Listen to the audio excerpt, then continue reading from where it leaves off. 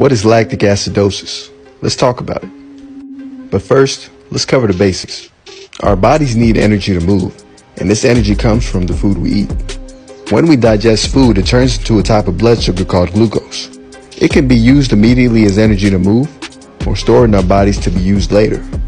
In glycolysis, glucose is pretty much broken down into a chemical called pyruvate, aka pyruvic acid.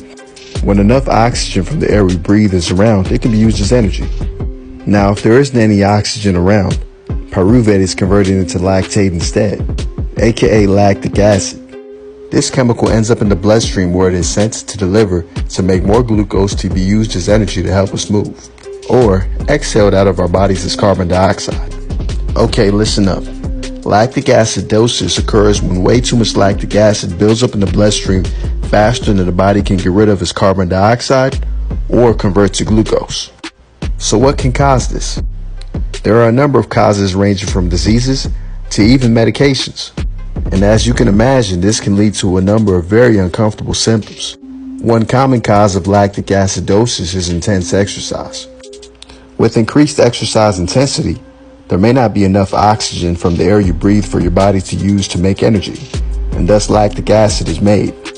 The point at which lactic acid starts to build up in the bloodstream faster than it can be burned off is called the lactic acid threshold. Well-trained athletes usually have a high threshold and can tolerate higher exercise intensity. Before we move on, let's clear this up.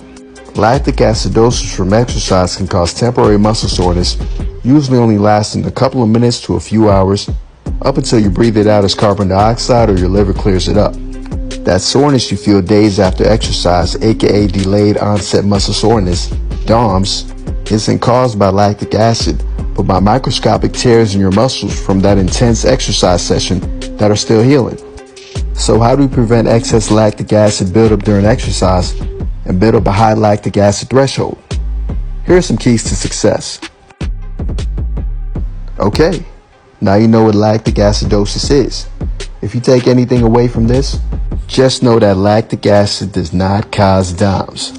Let me know what you want me to cover next. Peace.